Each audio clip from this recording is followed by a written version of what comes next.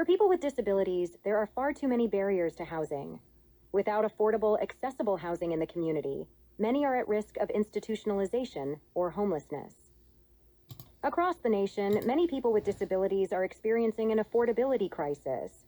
Approximately 4.8 million non-institutionalized people with disabilities who rely on federal monthly supplemental security income have incomes averaging only about $9,156 per year, low enough to be priced out of every rental housing market in the nation. Many people with intellectual and developmental disabilities, or IDD, live with aging caregivers, age 60 and older.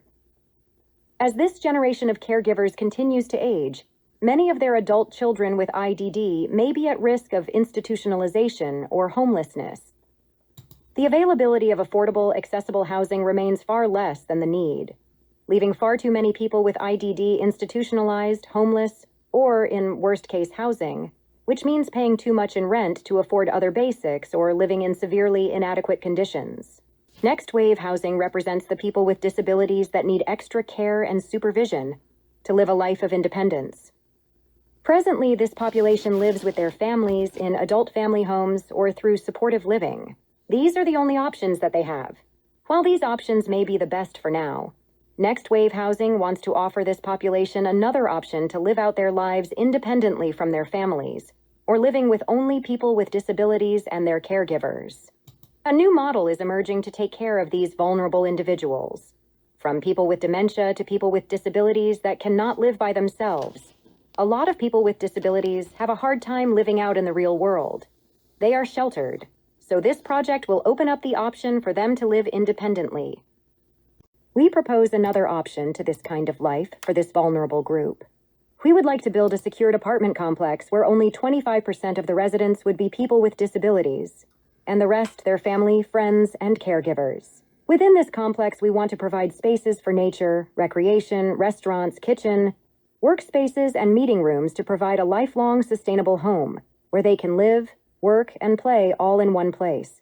The idea is to allow family, friends, and caregivers to live in the same complex to lower costs and allow for increased support and supervision. This in turn will allow for more socially oriented areas and opportunities, which are limited to them now. The most important part of the project is for all the residents to own their own units. Having a diverse, intergenerational population of residents should lower the cost of the lower-income residents, mainly the people with disabilities who almost universally survive with only Social Security. Next Wave Housing is established to support the building of a community for the people with disabilities that need care and supervision in the southwest Snohomish County area. We are working with a world-renowned consulting firm, Dementia Village Associates, or DVA. We want to utilize the model being built for dementia villages in the Netherlands and around the world by using the DVA approach to living. DVA has a very unique and novel approach to living for people with disabilities. DVA has been designing villages for vulnerable adults to live out their lives with respect and independence, with limited supervision since 2009. Their model is based around 6 studio apartments, grouped together with a living room and kitchen to mimic a typical home within the larger apartment building. DVA has consulted on many villages, and most may be dementia centers, but they have also built some for people with disabilities. Their model represents a paradigm shift in housing for vulnerable adults. Our model will be utilizing the core principles of DVA, but only allowing 25% of the residents to be people with disabilities that need care and supervision.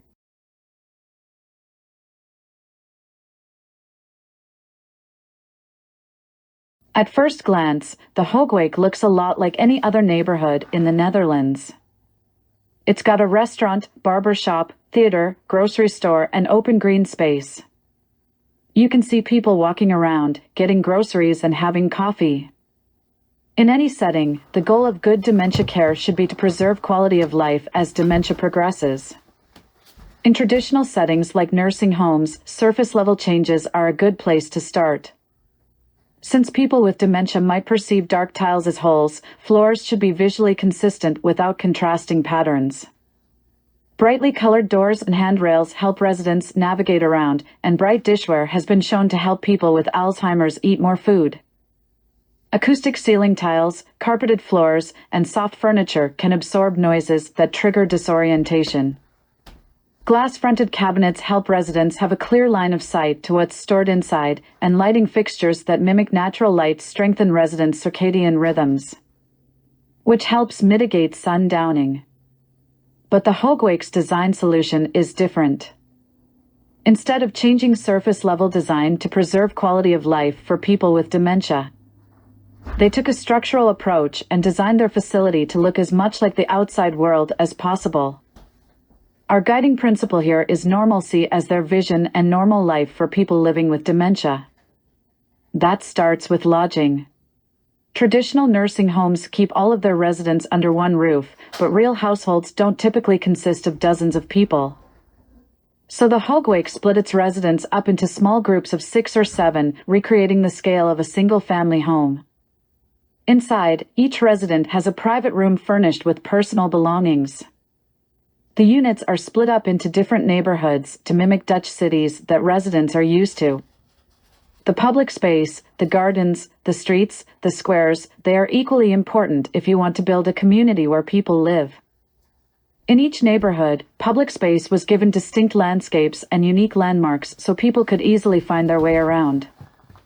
And destinations like the theater, barber shop, and grocery store were put in separate buildings, encouraging intentional movement and intermingling in that public space. These different areas provide multiple scales of experience, and residents are given the autonomy to safely wander along that spectrum from very private to very public space. That autonomy helps further preserve quality of life. There isn't enough evidence yet to say whether the dementia village model is better than traditional models of care. The Hogwake claims that since they transitioned from a traditional model to the village, the number of residents on antipsychotic medication decreased from 50% in 1993 to just 8 to 10% today. And there have been studies backing up different features that dementia villages use. One review of the evidence found that uncrowded, small-scale living resulted in fewer psychiatric symptoms and behavioral issues among residents with dementia, and that increased daylight lighting reduced their behavioral issues and improved spatial orientation. Another review found that outdoor gardens can reduce agitation and improve quality of life for people with dementia. But by creating an environment specifically for people with cognitive and physical impairments, dementia villages are a fascinating practice in universal design. Design that works for as many people as possible, regardless of their ability. And they can teach us something about where the outside world falls short. We as a community will need to be creative to lower the cost for the residents that do not have extra income to live.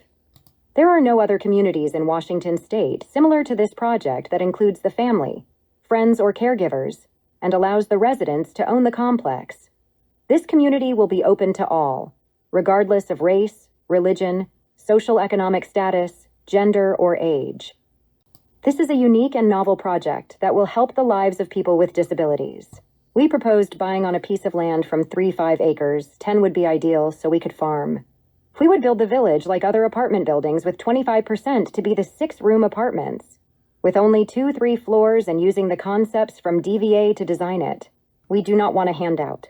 Ideally, we would like a funder to fund the whole project, and then the community will get a loan to pay them back. We are open to any funding offered to us to proceed with this project.